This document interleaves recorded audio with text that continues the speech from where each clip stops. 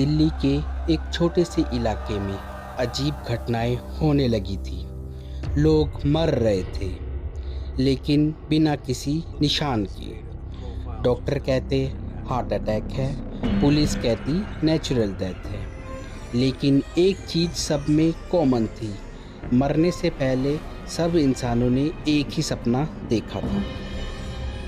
राहुल एक पत्रकार था।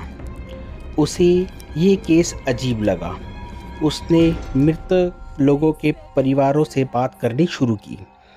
पहले आदमी की पत्नी बोली, मरने से पहले वो बार बार चिल्ला रहा था। वह कह रहा था कि कोई आदमी उसके सपने में आकर उसका पीछा कर रहा है। दूसरे केस में वो कह रहा था कि एक काला आदमी उसके कमरे में खड़ा है, लेकिन वो सिर्फ उसे सपने में ही दिखता है।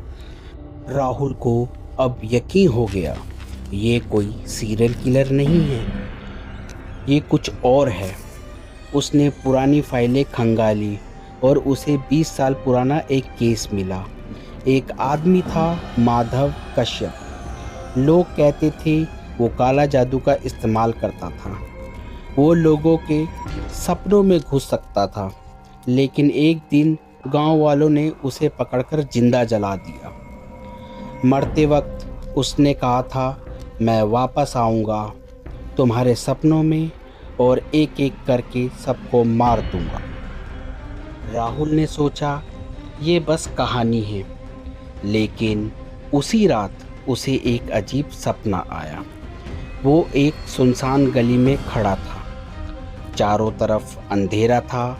अचानक उसके पीछे किसी के कदमों की आवाज़ आई। राहुल ने धीरे धीरे पीछे मुड़कर देखा। एक आदमी खड़ा था, काला चेहरा और आंखें पूरी सफ़ेद। वो मुस्कुराया और धीरे से बोला, तुम मुझे ढूंढ रहे थे, अब मैं तुम्हें ढूंढूंगा। राहुल झटके से उठ गया, पसीने में भीगा हुआ। उसने खुद को समझाया, बस सपना था। लेकिन अगले दिन उसके कमरे की दीवारों पर लिखा था, आज रात मत सोना। अब राहुल डर गया। उसने 2 दिन तक सोने की कोशिश नहीं की। कॉफ़ी, दवाई, खुद को जगाए रखा, लेकिन इंसान कब तक जाग सकता था। तीसरी रात उसकी आंख लग गई। इस बार सपना और भी खतरनाक था। वो अपने कमरे में था, लेकिन सब कुछ सड़ा हुआ, टूटा हुआ था। कमरे के कोने में वही आदमी खड़ा था, माधव। धीरे धीरे वो राहुल की तरफ आया।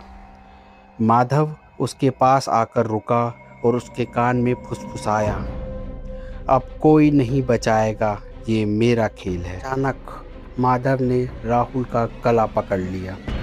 राहुल चीखने लगा, लेकिन आवाज़ बाहर नहीं निकली।